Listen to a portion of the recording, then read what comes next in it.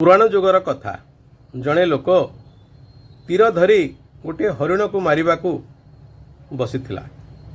सही समय रे हरिणटी भय पाई दौड़ुला। सही समय श्रीकृष्ण कौन करते ना बंशी बजाउले। हरिणटी कौन कला ना श्रीकृष्ण को पाख को दौड़ी गला। श्रीकृष्ण जापारे कौन होटू कौन कले हरिणर मुंडरे हाथ आउंसी दे पाखे बसैले। सही समय शिकारटी जाई पहुँचला। कहला दियो ना कौन दियो ना हरिणटा मोर ना तोर माने ना एटा को मु शिकार करिछि तेणुक एटा हूँ मोर है। सेठू श्रीकृष्ण कहले तोर बोली कौन है कौन लेखाई कौटी तोर बोली ना नाई लेखा है जे आउ एटा को मु जेहेतु तीर जोकी थी तेणुक एटा हूँ मोर।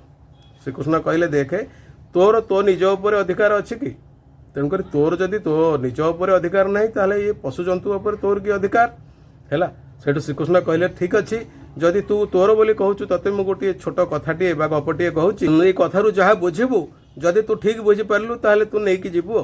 श्रीकृष्ण कहले मगध राज्य रे जड़े राजा रोते हठात कि राज्य में दुर्भिक्ष पड़ा। से सेठू कौन कले ना मंत्री को कहले तुम्हें किसी गोटे व्यवस्था कर जहाँकि आमे समस्ते माने अभाव रे न पड़ी दुर्भिक्ष रे न मरिबा। मंत्री राजसभा कथाटी उठेले जे आमको कौन सस्ता पड़ो पनीपरिया ना मांस। केते केते राजा कहले नहीं आमर मांसटा सस्ता पड़ो है। सेठू से कौन कले ना सभा किछि आउ न कही सभा भंग कले जाई समस्त को घरे घरे देखा कले कहले आपण गोटे काम करंतु 1,00,000 टंका नियंतु आ 2 किलो आपण शरीर मांस दियंतु। राजा माने डरिले। डरला पर एमती करी करी कौन कले ना 40टी राजा को जाई देखा कले। 40टी राजा कौन कले ना 1,00,000 टंका बदल रे आउ 1,00,000 टंका देले पछे कहले आमको क्षमा करंतु। एमती हिगरी मंत्री पाखे 40 लाख टंका है। सेठू राजा आगे 40 लाख टंका थुआगला। सेठू राजा सभा कार्य आरंभ कले। राजवैद्य मध्य आसी पहुँचले।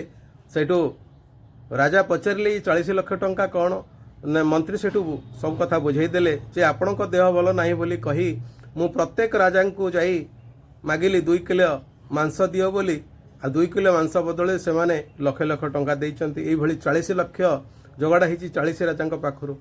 सेठू मंत्री कहले गोटे काम करिबा आमर कृषक समाज बा जो कृषक परिवार समस्त दुर्बल अच्छंती से मानको ए टंका मान सब दिया जिवो आ से माने कौन करिवे ना मुंड झाड़ तुंडरे मारी से माने माने सबु प्रकार शस्य अमल करिवे जहाकू कि ए वर्षर खाद्य आर वर्ष को आर वर्षर खाद्य आर वर्ष को रखी हबो से भली व्यवस्था करिबा।